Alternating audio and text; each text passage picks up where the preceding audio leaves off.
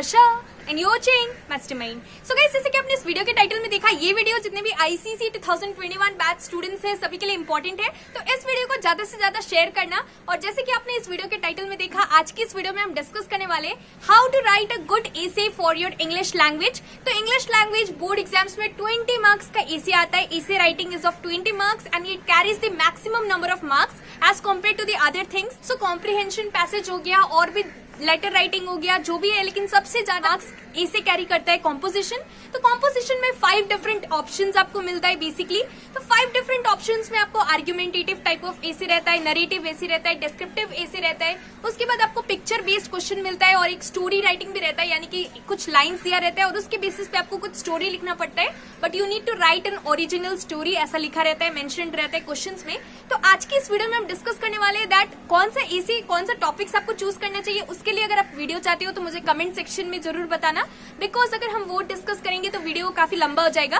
तो आज का बस टॉपिक है how to write a good essay. तो फर्स्टली अगर हम बात करें तो नरेटिव एसे में क्या होता है। नरेटिव एसे में कोई भी इंसिडेंट को अगर आप नरेट कर रहे हो तो वो नरेटिव टाइप ऑफ एसे हो गया। आर्ग्यूमेंटेटिव आप सभी को पता होगा कि आर्ग्यूमेंटेटिव में फॉर या फिर अगेंस्ट, डिबेटिंग टाइप ऑफ एसे है जिसमें कि आपको फॉर या फिर अगेंस्ट लिखना पड़ता है। और उसके बाद पिक्चर बेस्ड कॉम्पोजिशन जो होता है उसमें पिक्चर दिया रहता है and based on that you need to make a story और you need to write something which is related to the picture. जो भी पिक्चर है उसके बेसिस पे आपको कुछ स्टोरी या फिर आप कुछ भी लिख सकती हो जो कि something it should be relatable to that particular picture. उसके बाद स्टोरी राइटिंग में आपको कुछ स्टोरी लिखना पड़ता है।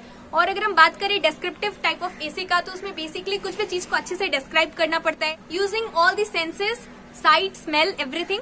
तो फर्स्ट ऑफ ऑल जो कि बेसिकली एसे रहता है आपके ग्रामर में, इंग्लिश ग्रामर, इंग्लिश लैंग्वेज, तो सारा एसे का टॉपिक्स होता है, अनसीन होता है। और बेसिकली ग्रामर में आपको जो भी क्वेश्चंस मिलेगा सारा अनसीन होता है, चाहे वो कॉम्प्रिहेंशन पैसेज हो, चाहे वो लेटर राइटिंग हो, चाहे वो कॉम्प्रिहेंशन, चाहे वो कॉम्पोजिशन हो, या फिर जितना भी बेसिकली ग्रामर पोर्शन रहता है, do as directed and prepositions, conjunctions, ये सब रहता है, कुछ अनसीन रहता है। इसके लिए आपको प्रैक्टिस इंपॉर्टेंट है, practice is must. The more you practice the more better you will be able to do in your English language. And let me tell you the most important thing कि जो कि English language का marks है वो काफी ज्यादा important है, language and literature both.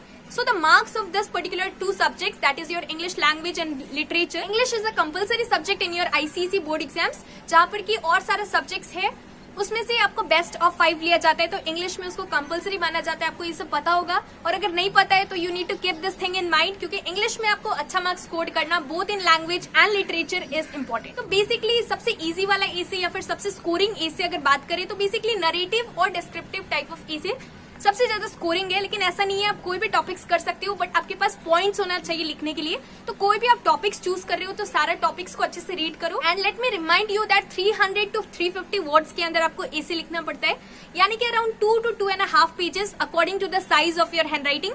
तो इंपॉर्टेंट है कि आपको बहुत सारा पॉइंट्स चाहिए एसे को लिखने के लिए, लेंथी बनाने के लिए, क्योंकि just like that if you extend it so it is going to be meaningless. तो इंपॉर्टेंट है कि आपका जो कि एसे है काफी ज्यादा इंटरेस्टिंग होना चाहिए। तो आपका एसे कैसे लिखना है, सबसे पहले it should B comprising of the introduction, body and conclusion. तो ये 3 चीज इंपॉर्टेंट है, इंट्रोडक्शन, बॉडी एंड कंक्लूजन, ये होना चाहिए आपके एसे का। तो try to write it in different paragraphs. Number 2 point जो कि काफी ज्यादा इंपॉर्टेंट है, नंबर 1 हमने डिस्कस किया। Second point is that your essay it should be very attractive for the readers, especially those who are reading your essay, here particularly the examiner who is correcting your paper. So जो कि आपका essay आपने जो लिखा है it should be very attractive for the reader, it should attract the attention of the reader whoever is reading that. तो आपको you have to write it in a beautiful way so that it is interesting and at the same time your handwriting should also be good. Now in the second point I said that your essay it should attract the attention of the readers. तो अब आप मुझसे ये पूछोगे कि how to make the essay beautiful, how to write it in a decorative way or how to attract the attention of the reader. So for this practice is the only thing which is required here. Until and unless you don't practice writing essays and all, you will not be able to do well, and for that it is mandatory for you to go through the examples. So basically आपके पास total English book होगा। तो basically एसे किस type से लिखा जाता है, कैसे interesting assess लिखा जाता है, आपको वो सब देखना पड़ेगा। अगर आप रीड करोगे, एग्जाम्पल्स देखोगे तो आपको अच्छे से समझ आएगा। डिफरेंट टॉपिक्स पे अगर आप एग्जाम्पल्स देखोगे, चाहे वो आपको नरेटिव एसे हो, चाहे आर्ग्यूमेंटेटिव हो, चाहे डिस्क्रिप्टिव हो, चाहे वो पिक्चर बेस्ड हो, तो बेसिकली आपको देखना है कि how is the essay written. More you read and practice the more better you will be able to write your essay. So firstly introduction की अगर हम बात करें तो इंट्रोडक्शन में you can give the definition of the topic which is given to you. It should attract the attention of the reader. Second thing is body, so you need to write the body of the essay, the main thing. After that उसको conclude करने से पहले आपको ध्यान में रखना है कि कंक्लूजन में everything you need to sum up and you will have to give a conclusion for your essay.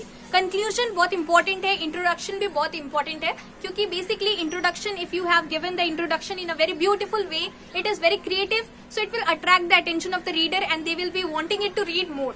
So that is the way how you need to write. और कंक्लूजन जो है, अगर इंट्रोडक्शन अच्छा होगा, बॉडी अच्छा होगा और कंक्लूजन अगर आपने बिगाड़ दिया तो इसमें भी it creates a bad impression in front of the people, in front of the examiner who is correcting your paper. So very important for you to write the entire essay properly. तो basically first 15 minutes, when you are provided the first 15 minutes, तो उस time आपको decide कर लेना है कि ये different 5 essays का टॉपिक्स है, उसमें से कौन सा आपके लिए सुटेबल है, कौन सा ऐसा टॉपिक है जिसमें आपके पास ज्यादा पॉइंट्स है लिखने के लिए, क्योंकि mind you 300 to 350 words, it is not a joke. You need to write it for around 2 to 2.5 pages लग जाएगा, आपको वैसा लिखना पड़ेगा। और 20 marks, it carries 20 marks, so you need to do it properly. Here time management is also important. You cannot be spending more than 30 minutes in completing your essay for your 20 marks. तो basically 30 minutes के अंदर आपको try करना है कि आपका essay complete हो जाए पूरा अच्छे से। एंड फोर्थ पॉइंट जो कि काफी ज्यादा इंपॉर्टेंट है, ये ग्रामर है। तो ऑब्वियसली इंपॉर्टेंट है कि आपको स्पेलिंग मिस्टेक्स को देखना पड़ेगा। You should avoid spelling mistakes. The more you make spelling mistakes, the more you are going to lose your marks. तो इंपॉर्टेंट है कि स्पेलिंग मिस्टेक्स आपको अवॉइड करना है, grammatical mistakes, grammatical errors and also the spelling mistakes, you need to avoid it completely. So बहुत important है। The fifth point which is very important is that you need to read your essay. After you have completed, you need to go through everything which you have written.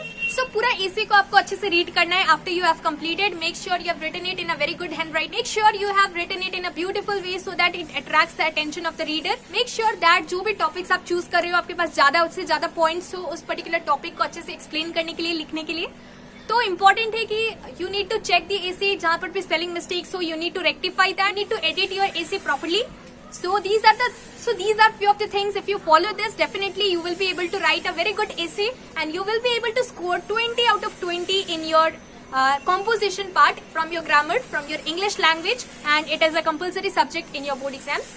तो ये सारा चीज को आपको follow करना है और इसी के साथ साथ आपके पास बहुत ही लिमिटेड टाइम बचा है बोर्ड एग्जाम्स के लिए। तो आपका प्रिपरेशन कैसा चल रहा है मुझे कमेंट सेक्शन में जरूर बताना। तो this was the video, thank you so much for watching. और अगर आपका कोई भी डाउट्स हो तो आप मुझे कमेंट सेक्शन में डेफिनेटली पूछ सकते हो, I will try to answer. और इस वीडियो को लाइक कर देना।